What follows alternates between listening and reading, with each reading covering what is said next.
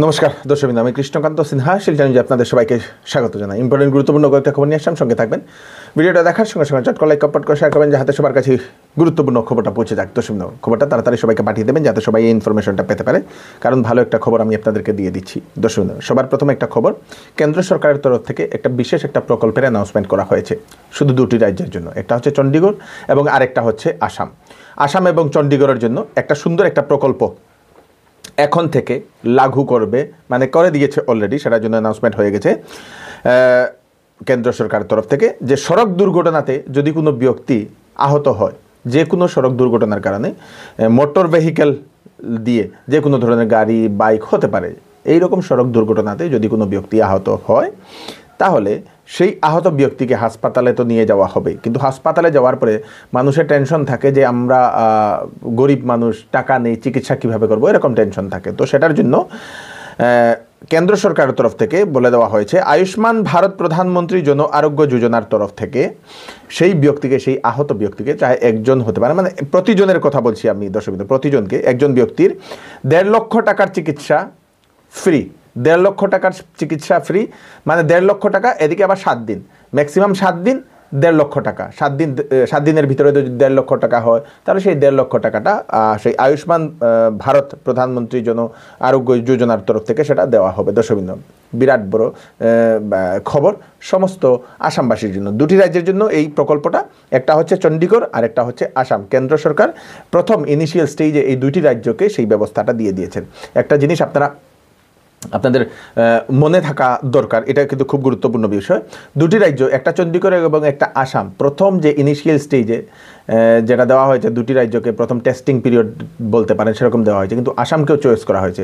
মানে আসামের মাননীয় মুখ্যমন্ত্রী ডক্টর হিমন্ত বিশ্ব শর্মা মহোদয়ের ওনার এই কার্যকলাপের কারণে হয়তো কেন্দ্র সরকার এখন বিশেষ গুরুত্ব দিচ্ছে আসামকে বলে মনে হচ্ছে। দর্শকবৃন্দ, আপনারা সবাইকে পাঠিয়ে দেবেন, রোড দুর্ঘটনা হলে যে কোনো হাসপাতালে সেই 1.5 লক্ষ টাকার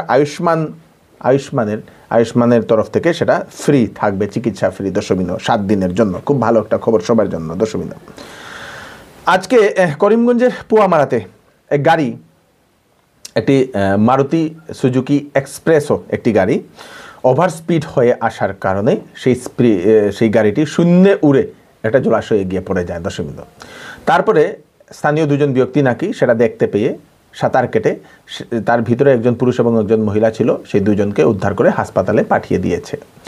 তারপরে খবর আসে যে এক্সপ্রেসো গাড়িটি, সেই এক্সপ্রেসো গাড়িটি প্রথম একটা গরুকে ধাক্কা দিয়েছিল। গরুকে ধাক্কা দেওয়ার কারণে স্পিডে আসছিল এবং মানুষ নাকি পরে তার সেই গাড়িটার পিছা করতে করতে করতে করতে সেই গাড়িটিকে আটকায় এবং জিজ্ঞাসাবাদও করে। সে সময় দেখা যায় সেই ব্যক্তি মাদক অবস্থায় ছিল, মানে মদ খেয়ে সেটা চালাচ্ছিল, এবং সেই মদ খেয়ে চালানোর কারণে ওভার স্পিডে চালার পরে নিয়ন্ত্রণ হারিয়ে পুয়ামারাতে রাস্তার পাশের যে জলাশয়ে উড়ে গিয়ে, মানে ফ্লাইং করে পড়ে যায়। দর্শকবৃন্দ, তারপরে এসডিআরএফ বাহিনীরা সেই গাড়িটিকে উদ্ধার করে সেটা নিয়ে গেছে।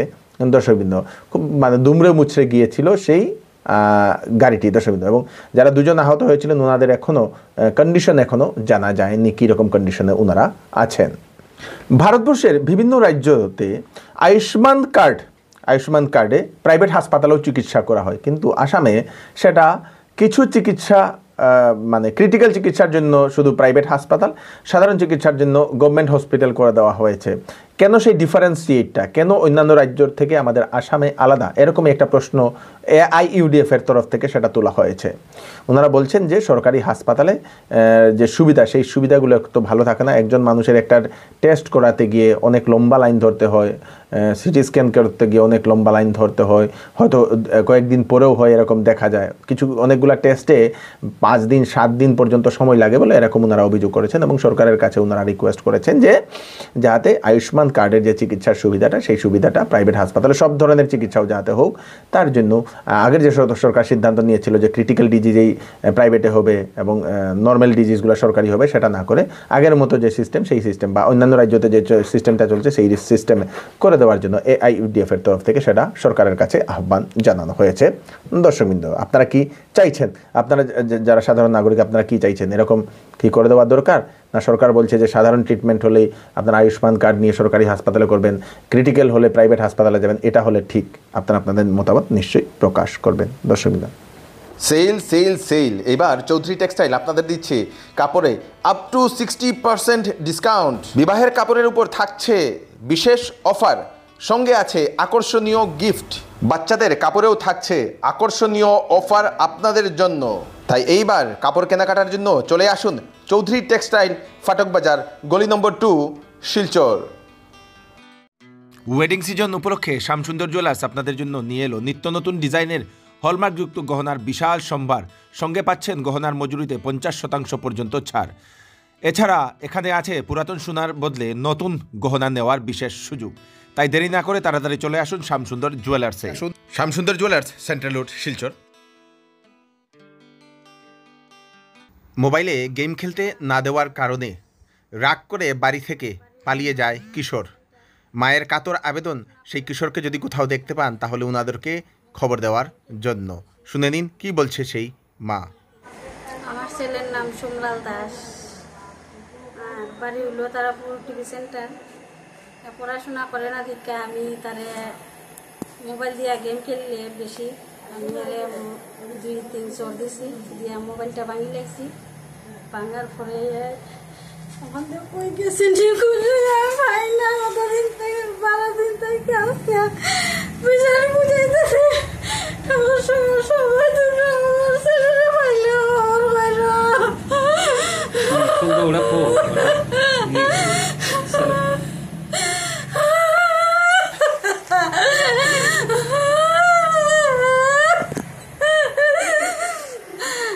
বেশি গেম খেলে বন্ধুরা লাগে, আমি কই ডাকে নিয়ে সবসময় ঘর, আমি কই রে বাবা গেম খেলিস না, তুই ফরাফরস না একদম।